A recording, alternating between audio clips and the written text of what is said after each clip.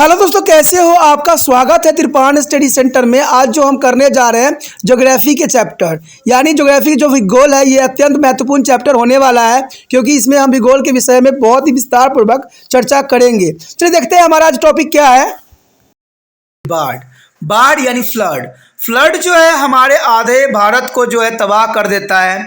और कहते हैं ये जो बाढ़ आती है कोई एक साल की ये कहानी नहीं है, हर साल की यही एक दुख भरी कहानी रहती है कि बाढ़ जो है देखा जाए तो बहुत से जो है जनजीवन को तहस नहस कर देता है। और ये जनरली होता ही रहा है। सरकार हर साल जो है अच्छे रूल रेगुलेशन बनाती है इसके अंतर्गत कि हम जो है बाढ़ को रोकने के लिए हर संभव कोशिश करेंगे, लेकिन ऐसा कभी भी नहीं हो सका है। लेकिन फिर भी देखा जाए तो कहते हैं बाढ़ से के बारे में जानना, बाढ़ के बारे में समझना काफ़ी महत्वपूर्ण रहता है, क्योंकि जब तक इंसान स्वयं समझदार नहीं होगा तब तक जो है इस पर कंट्रोल करना संभव ही नहीं है। तो ये बाढ़ के बारे में हमारे लिए जो है एग्ज़ाम भी उससे भी इम्पोर्टेंट रहेगा, प्लस जो व्यक्ति सब जो फ्लड के एरिया में रहते हैं उनके लिए भी ये काफ़ी इम्पोर्टेंट पॉइंट रहेगा, क्योंकि इसके बारे में अगर जान लीजिएगा, समझ लीजिएगा तो जनरल सी बात है कि बहुत बचाव हो जाएगा। तो बाढ़ के बारे में अगर हम बात करें तो कहते हैं बाढ़ जो होती है मानसूनी वर्षा के आरंभ होते ही देश के जो है 4 करोड़ हेक्टेयर क्षेत्र में रहने वाले लोगों को जो है चिंताएं बढ़ा देती है। देखिए कारण क्या होता है, बरसात के समय ही फ्लड क्यों आती है? कहते हैं इसमें सबसे बड़ी लापरवाही सरकार की मैनेजमेंट होती है, क्योंकि अगर जिस एरिया में फ्लड होती है और आपको पता है कि भारत में एक क्षेत्र में अगर बाढ़ आ रखी है तो दूसरा क्षेत्र जो है सूखे के चपेट में है। आखिर इतनी विभिन्नता क्यों? तो कहते हैं सरकार कहती है कि हम जो है 21वीं सदी में आ गए हैं और हमने बहुत किया है तरक्की, जो 70 साल में नहीं हुआ हमने 5-10 साल में करके दिखा दिए, लेकिन उन्होंने कुछ नहीं किया है। कहते हैं जो वास्तविकता है उस पर कोई कदम नहीं उठाई गई है, तभी तो हर साल जो है बाढ़ से लोग ग्रसित होते हैं। इवन अगर आप मुंबई की बात ले लो, जैसे ही रेन होता है देखते हो वहाँ पर पूरे के पूरे जो होते हैं लोग तबाह सा हो जाते हैं। और देखा जाए कोसी नदी जो कि बिहार साइड से होती है, कहते कोसी नदी भी अपना प्रकोप बिहार साइड हर साल डालती ही है, वहाँ के लोगों पर कहर डालती ही है, लेकिन सरकार हर साल जो है लोगों से वादा करती है, लेकिन होता कुछ भी नहीं है, कोई उसके लिए देख रेख नहीं होती है। तो आप समझ सकते हो कि इसमें न देखा जाए तो प्राकृतिक तो है ही आपदा, लेकिन सबसे बड़ी आपदा का कारण जो है सरकार की नीतियाँ होती हैं। सरकार इसके लिए कोई भी अच्छा कदम नहीं उठाती है जिसकी वजह से बाढ़ से बचा जाए। कहते हैं बाढ़ से अगर बचना है तो उसके जो है बाढ़ के पानी के रास्ता को दो, अगर रास्ता अगर आप दे देते हो तो बाढ़ से जो है बचा जा सकता है। कहते हैं हम आधुनिक युग के इस जो है मुकाम पे आ चुके हैं, लेकिन जो है बाढ़ से जो है समस्याओं से हम जूझ नहीं पाते हैं। तो ये बहुत बड़ी समस्याएं हैं जिसमें सरकार को चिंता करने की आवश्यकता है और उस पर जो है अच्छे से कदम उठाने की जरूरी है। लेकिन भारत में देखा जाए तो कहा जाता है कि 8 करोड़ हेक्टेयर क्षेत्र में रहने वाले लोग जो हैं इन्हीं चिंताओं में फंसे रहते हैं। पता नहीं कब नदी में उफान आ जाएगा और उनके जो है गाढ़े पसीने की कमाई पानी में बह जाएगा। तो बात बुराई नहीं, सच्चाई है।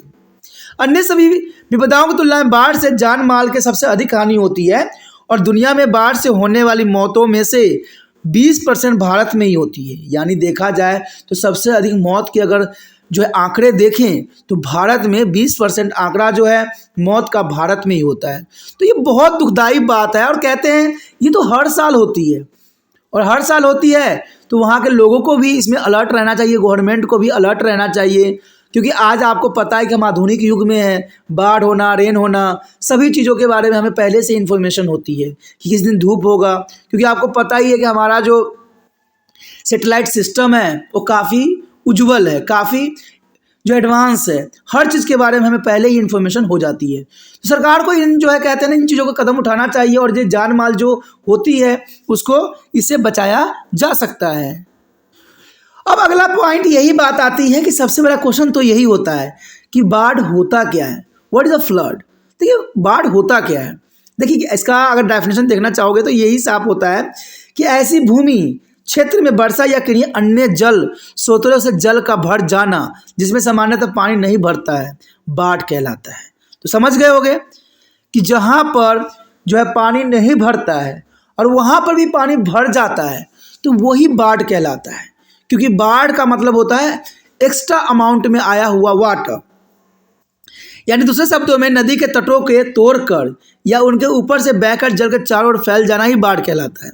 तो बाढ़, अब देखिए नदी में पानी बह रहा है तो इसका मतलब बाढ़ नहीं हुआ, लेकिन नदी के ऊपर से बहना, नदी को काट के बहना, वो बाढ़ कहलाता है।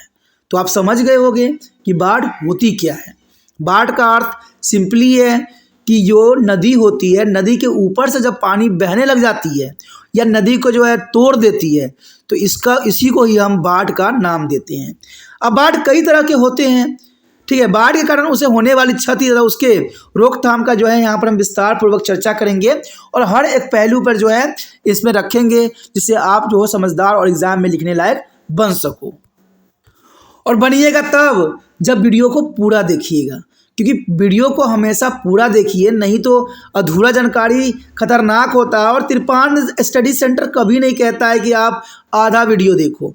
आधा से जो होता है नॉलेज भी आधा ही रह जाता है, यानी हाफ नॉलेज रहती है, और इससे आप अच्छा नहीं कर सकोगे और बाद में तिरपान सेंटर को ही कोसोगे।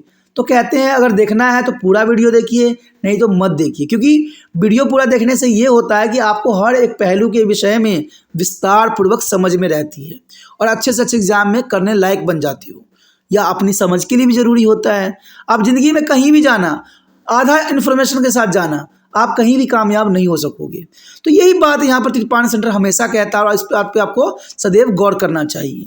अब देखिए हमारा अगला जो पॉइंट है, बाढ़ के कारण। बाढ़ के कारण क्या बनते हैं?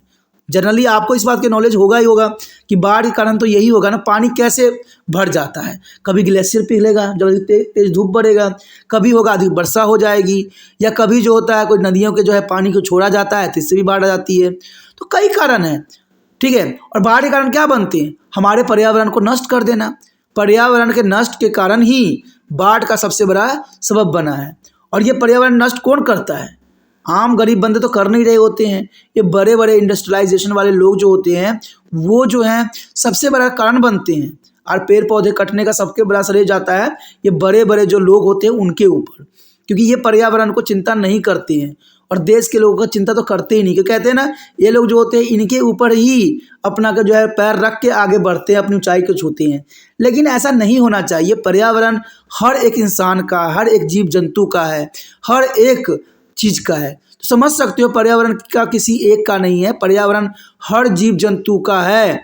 अगर इन जीव जंतु खत्म होंगे तो पर्यावरण जो है हर एक वस्तु को नष्ट कर देगा।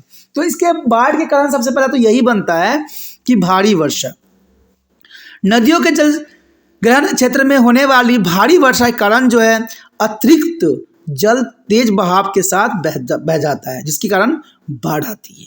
तो भारी वर्षा से तो बाढ़ होना स्वाभाविक बात है।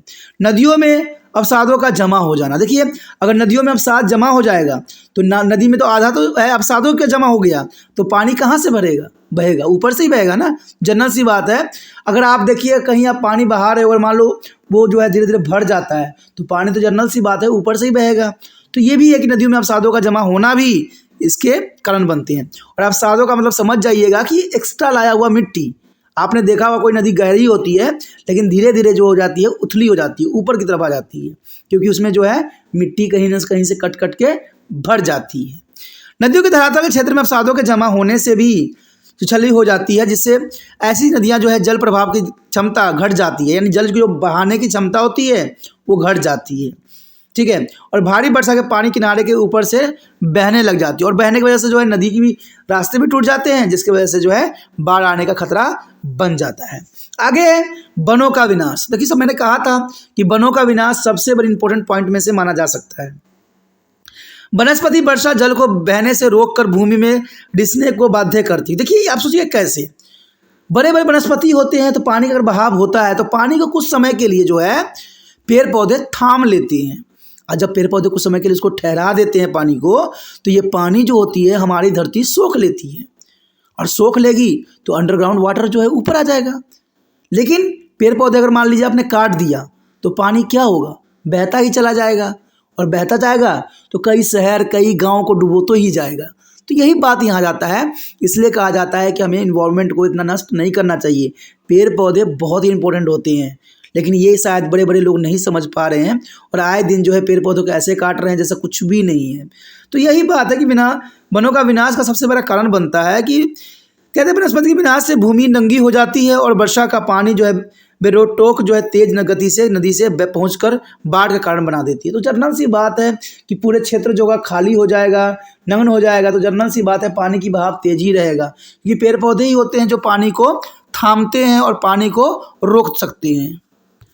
आगे हमारा है चक्रवात। देखिए चक्रवात के कारण भी ऐसा हुआ है। चक्रवातों के कारण उठी ऊंची ऊंची लहरें जो है समुद्र के तटवर्तीय क्षेत्र को फैला देती है।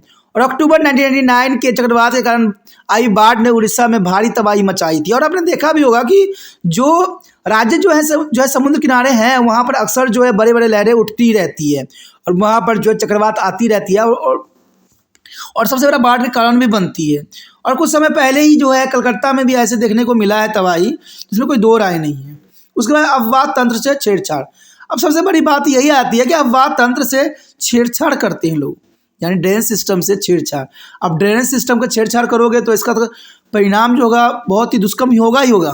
कहते हैं बिना सोचे समझे जो है सड़कों, रेल मार्गों, नहरों आदि निर्माण से प्राकृतिक अफवाह तंत्र अवरुद्ध होकर बाढ़ का कारण बनता है। आपने देखा ही होगा कि आज के समय में जो है लोग कहते हैं हम आधुनिक युग में आ गए हैं, और आधुनिकता के चक्कर में क्या किया है, सड़कें, रेल मार्ग, नहरों का जो है निर्माण इन्होंने किया है। और इसकी वजह से जो है बहुत काफ़ी जो है इसका प्रॉब्लम आया, क्योंकि पहले के समय में नेचुरल नदियाँ हुआ करती थी। नदियों का मार्ग परिवर्तन ये भी सबसे बड़ा कारण बनता है। नदियों के मोड़ और उसके मार्ग परिवर्तन से भी बाढ़ का जो है सबसे बड़ा सबब मिला है। उसके बाद सुनामी, यानी सुनामी भी एक कारण होता है। भूकंपीय ऊंची समुद्री लहरें होती है, कहते तटवर्तीय क्षेत्रों के दूर दूर तक जलमग्न कर देती है ये सुनामी। तो इसकी काफ़ी महत्वपूर्ण यहाँ पॉइंट था। अगला पॉइंट और भी महत्वपूर्ण है। अब देखिए बाढ़ से होने वाली हानि भी बहुत काफ़ी महत्व रखता है अपने जगह पर। देखिए नदियों में आई बाढ़ की मार मनुष्य और पशुओं दोनों को ही झेलनी पड़ती है, और बाढ़ से लोग बेघर हो जाते हैं, मकान ढह जाते हैं, उद्योग धंधे जो है चौपट हो जाते हैं और फसलें पानी में डूब जाती है, और बेजुबान पालतू पशु और वन्य जीवन भी मर जाते हैं। तो सबसे बड़ा जो नुकसान देखने को मिलता है तो वो है जो है जीव जंतु का ही होता है, क्योंकि उनकी अस्तित्व ही देखा जाए तो उस क्षेत्र में मिट जाता है। तटवर्ती क्षेत्रों के जो है मछुआरे के नावे, जाल आदि नष्ट हो जाते हैं, और कहते हैं मलेरिया और जो है दस्त जैसी बीमारियां भी फैलने लगती है। और देखा जाए तो सबसे बड़ा इफेक्ट बढ़ता है पेयजल की। कहते हैं पेयजल भी प्रदूषित हो जाती है तथा कभी कभी उसकी भारी कमी भी वहाँ पर हो जाती है। खलिहान नष्ट हो जाते हैं और जो है बाहर से आपूर्ति कठिन हो जाती है। बाहर से जो है वहाँ पर खाना पहुँचाना भी दुष्कर्म कार्य बन जाती है। प्रति वर्ष आने वाली बाढ़ के कारण होने वाली हानि घटने के बजाय बढ़ती ही जा रही है, और सन 1953 में बाढ़ से जो है 2.43 करोड़ लोग प्रभावित हुए थे, यानी 2.43 करोड़ लोग प्रभावित हुए थे। उसी तरह सन जो है 1987 तक जो है आते आते बाढ़ प्रभावित लोगों की संख्या बढ़कर जो है 4.83 करोड़ हो गई। तो आप देख सकते हो कि दिन पर दिन जो है इसकी समस्या बढ़ती जा रही है। कहते हैं जैसे जैसे टेक्नोलॉजी आती जा रही है वैसे वैसे जो है यहाँ पर प्रभावित होने की दर भी बढ़ते चले जा रहे हैं। और एक अनुमान के अनुसार प्रति वर्ष जो औसतन 210 करोड़ रुपए जो है मूल्य की संपत्ति नष्ट हो जाती है, और 6 करोड़ लोगों पर जो है बाढ़ का असर पड़ता है तथा 1 करोड़ हेक्टेयर क्षेत्र में फसलें बर्बाद हो जाती है। तो आप देख सकते हो कि जान मान की यहाँ पर कितनी हानि उठानी पड़ती है बाढ़ की वजह से। तो ये काफ़ी यहाँ पर ज़रूरी बात है, आगे और भी ज़रूरी है। कहते हैं बाढ़ प्रवण क्षेत्र, यानी क्षेत्र जहां बाढ़ आ सकती है। ये भी बहुत महत्वपूर्ण बात रखता है कि देश का लगभग 4 करोड़ हेक्टेयर क्षेत्र बाढ़ प्रवण है, जो देश के कुल क्षेत्रफल का लगभग 8वां भाग है। देखिए 8वां भाग जो है देश का, भारत का, जो कि बाढ़ से ग्रसित है, यानी 8वां भाग। सबसे अधिक बाढ़ प्रवण क्षेत्र जो है सिंधु, गंगा और ब्रह्मपुत्र के द्रोणियों में ही है। और राज्य की दृष्टि से बाढ़ प्रवण राज्य जो है उत्तर प्रदेश है, बिहार है, पश्चिम बंगाल है, उड़ीसा है, असम है, और इनके बाद जो है हरियाणा, पंजाब और आंध्र प्रदेश का स्थान भी आता है। अब तो राजस्थान और गुजरात में भी बाढ़ आती ही रहती है, और कर्नाटक और महाराष्ट्र में बाढ़ जो है छूते नहीं है। और ये सब के बारे में तब हमें समझ में आएगा जब हम इसको मैप में अध्ययन करेंगे। चलिए देखते हैं मैप में क्या बताई गई है। अब देखिए यहाँ पर मैप में भी आप देख सकते हो जो सेलेक्ट किया हुआ एरिया जो दिख रहा है वो बाढ़ प्रवण क्षेत्र है, और करीबन देखा जाए तो कई क्षेत्र जो है बाढ़ से प्रभावित होती है। चाहे आपको देख लीजिए, कहते हैं पंजाब हो, हरियाणा हो, दिल्ली हो, उत्तर प्रदेश हो, बंगाल हो, असम हो, कहीं भी नज़र जा रहा है तो हर जगह जो है बाढ़ वाला क्षेत्र ही नज़र आपको आ रहा है। तो ये काफ़ी महत्वपूर्ण है कि भारत में देखा जाए तो हर एक क्षेत्र में बाढ़ से जो है प्रभावित होने के दिशा दिख रहे हैं। और ये मैप भी है काफ़ी कुछ बताने के लिए जो है सक्षम है कि इसमें बाढ़ कौन कौन क्षेत्रों में आते हैं और आ रहे हैं। तो काफ़ी महत्वपूर्ण मैप है, तो इसको आपने देखना है और समझ जाइएगा कि जो भारत में बाढ़ का क्षेत्र है कौन कौन क्षेत्र जो है मुख्य है। तो देखा जाए तो आप जहाँ रेन अधिक होती है उन्हीं क्षेत्रों में जो है बाढ़ की समस्या बनती है। अब देखिए यहाँ पर बिहार भी दिखाई दे रहा है, लेकिन बिहार में इतना अधिक रेन नहीं होती है, लेकिन फिर भी ये बाढ़ से ग्रसित होती है। कारण क्या बनता है? कोसी नदी। कोसी नदी में एक्स्ट्रा पानी छोड़ी जाती है नेपाल साइड से, जिसकी वजह से जो है ये बाढ़ के चपेट में आता है। तो ये काफ़ी महत्वपूर्ण बात है और ये बाढ़ का कारण भी जो है यहाँ सुचारू रूप से देखने को मिल रहा है। कहते हैं बाढ़ रोकने के कुछ उपाय भी हैं। तो बाढ़ रोकने का उपाय क्या हो सकता है? तो पहला तो पॉइंट यही आता है, संग्रह जलाशय। नदियों के मार्ग में संग्रह जलाशयों के निर्माण से अतिरिक्त पानी को उनमें रोका जा सकता है, लेकिन अब तक किए गए उपाय जो है कारगर सिद्ध नहीं हुए हैं। और दामोदर नदियों की जो है बाढ़ रोकने के लिए बनाए गए बांध उसकी बाढ़ों को नहीं रोक पाए हैं। तो कहते हैं बनाया तो गया लेकिन सख्त नहीं बन पाई है, ये भी बहुत भी जरूरी बात है। और सबसे बड़ी बात है तटबंध। नदियों के किनारों पर जो है तटबंध बनाकर जो है पार्श्ववर्ती क्षेत्रों में फैलने वाली बाढ़ को पानी को रोका जा सकता है। और दिल्ली में यमुना पर बने तटबंधों का निर्माण बाढ़ रोकने में कारगर सिद्ध भी हुआ है। देखिए कुछ कदम जो है अच्छे उठाए गए जिसका अच्छा ही परिणाम हुआ है, और कहीं जो है इसका परिणाम नहीं अच्छा आया है। तो कहते हैं ये बहुत इंपॉर्टेंट बात है और हम आधुनिक युग में तो हर बात को सोचने की आवश्यकता है। उसके पश्चात है वृक्षरोपण। देखिए वृक्षरोपण जो है काफ़ी महत्वपूर्ण है। मैंने पहले ही आपको कहा है कि इंसान ने अपने पैर पर स्वयं ही कुल्हाड़ी मार रखा है। पेड़ पौधों को जैसे काट रहे हैं, बाढ़ का सबसे बड़ा कारण यही बनता है।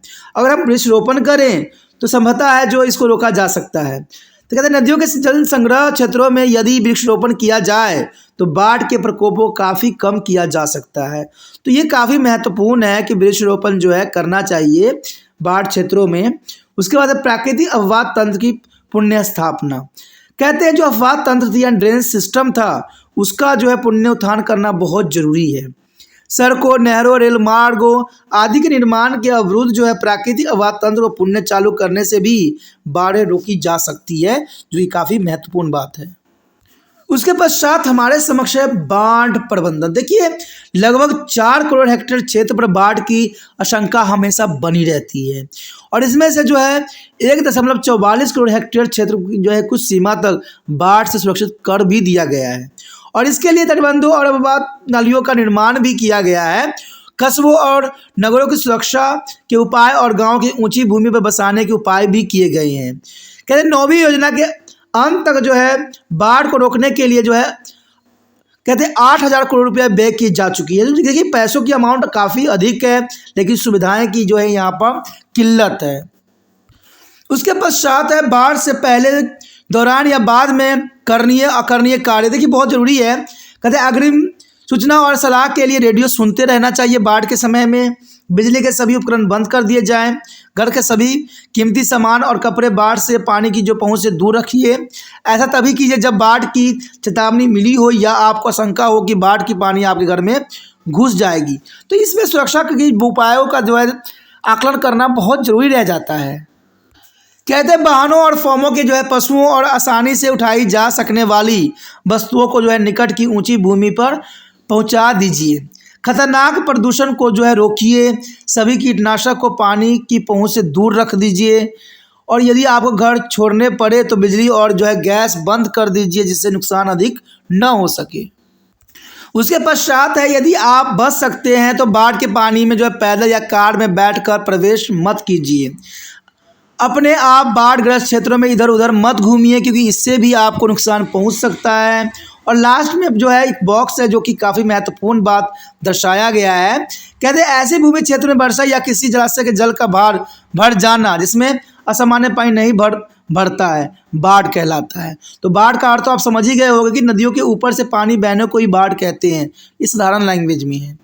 सिंधु गंगा और ब्रह्मपुत्र के द्रोणी सबसे अधिक बाढ़ प्रवण क्षेत्र हैं। तो ये बात आपके लिए पता होना चाहिए कि जो सिंधु क्षेत्र, गंगा क्षेत्र और ब्रह्मपुत्र क्षेत्र में रहते हैं वो जो है क्षेत्र बाढ़ से हमेशा ग्रसित रहते हैं। तो काफ़ी महत्वपूर्ण यहाँ पर हमने बाढ़ के ऊपर डिस्कस किया और हर एक पहलू पर चर्चा किया जो कि बहुत ज़रूरी था। ठीक है, और ये अगर आपको वीडियो अच्छा लगा तो लाइक से सब्सक्राइब जरूर कीजिए, जितना हो सके इस वीडियो को अपने दोस्तों के साथ शेयर कीजिए, क्योंकि अगर आपके सिलेबस में ये है तो आपके दोस्तों के ही सिलेबस में रहेगा तो उनको भी वीडियो शेयर करना है। ठीक है, और शेयर करने के लिए कुछ भी नहीं करना है, थोड़ा सा जो तकलीफ उठाना है कि जो है लिंक को यूट्यूब से कॉपी करके व्हाट्सएप स्टेटस पे लगा देना है। देखिए, कहते हैं अपना कार्य इंसान को करना ही एक अच्छे इंसान का कर्तव्य है, क्योंकि आप एक अच्छे स्टूडेंट हो, अच्छे एक विद्यार्थी हो, तो आपको इस बात को ध्यान रखना है कि भाई अगर हमने इसको देखा है तो दूसरे बच्चे भी देखें। अगर कोई देखे चाहे ना देखे उसका आपको कोई प्रॉब्लम नहीं है। आपने अपना कार्य किया, हमने अपना कार्य किया, हम दोनों अपने कार्य के लिए सक्षम थे। दूसरे बंदे देखे चाहे ना देखे, इससे हमें कोई लेना देना नहीं है। ठीक है, अगर पहली बार वीडियो देख रहे थे तो चैनल को सब्सक्राइब करके भी अपने मोबाइल में सेव कर लीजिए, क्योंकि बाद में अगर कोई टॉपिक अगर आप रिसर्च कीजिएगा तो शायद आपको दूर दूर तक तिरपान सेंटर नज़र ना आए। अगर चैनल सब्सक्राइब कर लीजिएगा तो आपको जो है होम पेज मिल जाएगा जहां से आपको वीडियो, हर एक वीडियो दिखेगा। और साथ में अगर आप सिलेबस के रिगार्डिंग देखना चाहते हैं तो आपको जो है प्लेलिस्ट में जाना पड़ेगा। प्लेलिस्ट में जो है सभी वीडियो का एक अलग नाम है और उसी टॉपिक के हिसाब से आप अपना जो है सिलेबस के अकॉर्डिंग आप उसको पढ़ सकते हो, समझ सकते हो और अच्छे अंक प्राप्त कर सकते हो।